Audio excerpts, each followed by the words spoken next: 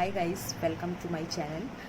और काफ़ी दिनों बाद मैं आज अपनी एक वीडियो अपडेट कर रही हूँ आप सभी के सामने। बट इसका टॉपिक थोड़ा हट करके होने वाला है क्योंकि मैं आज यहाँ पर बात करने वाली हूँ सुशांत सिंह राजपूत की। जी हाँ, जिनकी अभी रिसेंट में डेथ हो गई है, जिन्होंने सुसाइड कमिट किया 14 जून को।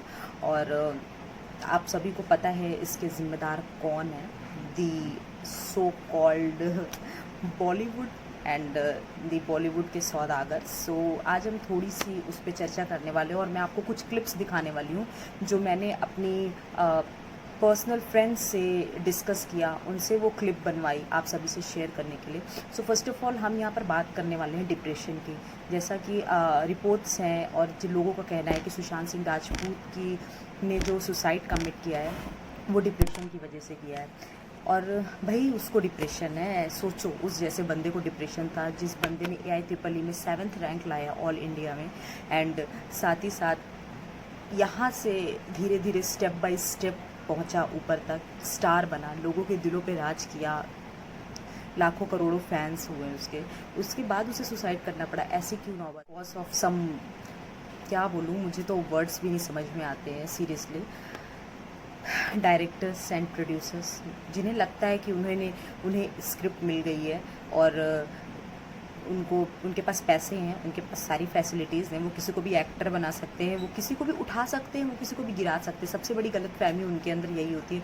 और उससे बड़ी बेवकूफ़ हम लोग होते हैं जो इतने सपने लेकर के जाने के बाद, यहाँ से स्टेप ऊपर तक पहुँचने के बाद डिप्रेस्ड होकर के फांसी लगा करके हम मर जाते हैं। उनका कुछ नहीं होता है, वो आराम से आज़ादी से घूमते हैं, थोड़ा सा सुसाइड वाला पोस्ट करते हैं, RIP तुम बहुत अच्छे थे। जो शख्स बैठ करके मजाक उड़ाता था लोगों के सामने अपनी बेहुदा वाहियात से चैट शो में, उसे भी बहुत दुख हुआ। सॉरी, मैं तुम्हारे साथ नहीं था, ब्ला ब्ला जो भी था।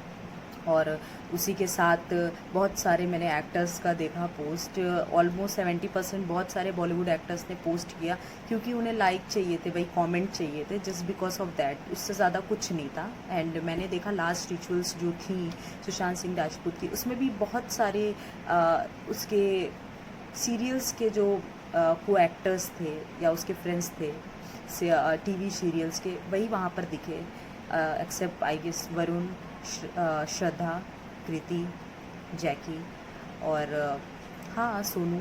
ये इन लोगों के अलावा कोई नहीं दिखा क्योंकि बाकी लोग जो है ना, मुझे लगता है पर्सनली उनके पास हार्ट नहीं है, उनके पत्थर है दिल। सच बता रही हूँ मैं, इस इंडस्ट्री में दिल पत्थर है, स्पेशली उन लोगों का जिनके पास तो किसी चीज़ की कमी नहीं है। और उनके वो जो निकम्मे बच्चे हैं जिन्हें बस थोड़ी सी अपनी जुल्फ़ें लहरानी होती है और थोड़ा सा इतराना होता है, जो बचपन से सिखा दिया जाता है कि तुम्हें कुछ नहीं करना है, तुम्हें बस अपनी बॉडी शो करनी है, तुम्हें अपनी बस जुल्फ़ें लहरानी है, बाकी मैंने चमचागिरी कर ही ली है प्रोड्यूसर डायरेक्टर की, जो अच्छी मूवीज़ होंगी वो तुम्हें मिल जाएंगी।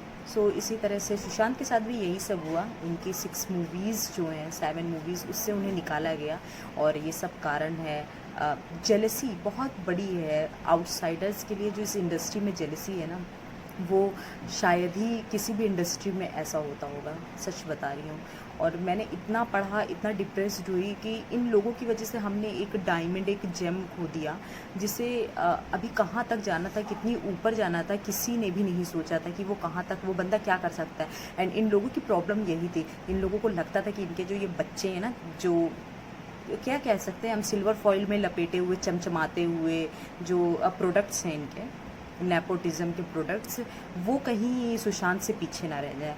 सो मैं एक बात क्लियर कर दूं, आपने सुशांत की ज़िंदगी ले ली, आपने उसके साथ गलत कर दिया, लेकिन ये जो ऑडियंस है ना, जो देख रही है सिल्वर स्क्रीन पे, उसे पता चल गया है, उसकी आंखें खुल गई है।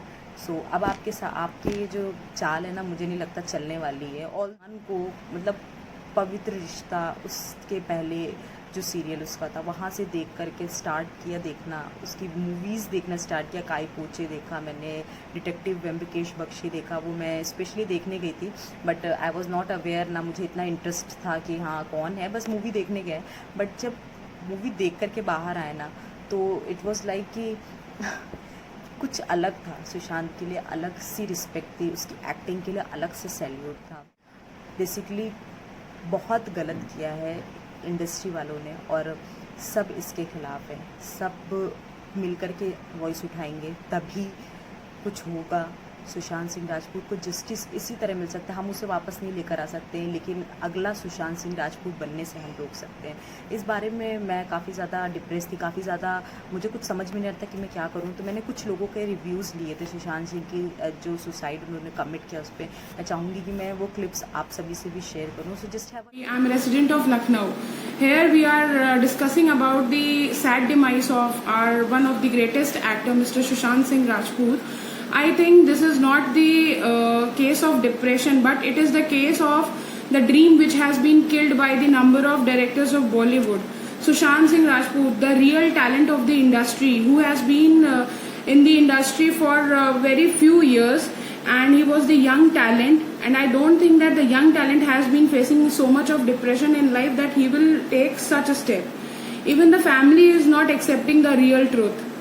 I think this is the cruelty of the Bollywood glamorous industry, that the young talent, they are not able to survive in the industry because of the people who have been in the industry for so long. They are promoting their own kids. This is the case of nepotism, which I think Sushant has been the card which has been made the card for. So my deep condolence with the family, and I think this has been the very sad case, and I don't feel that we should support the Bollywood industry further.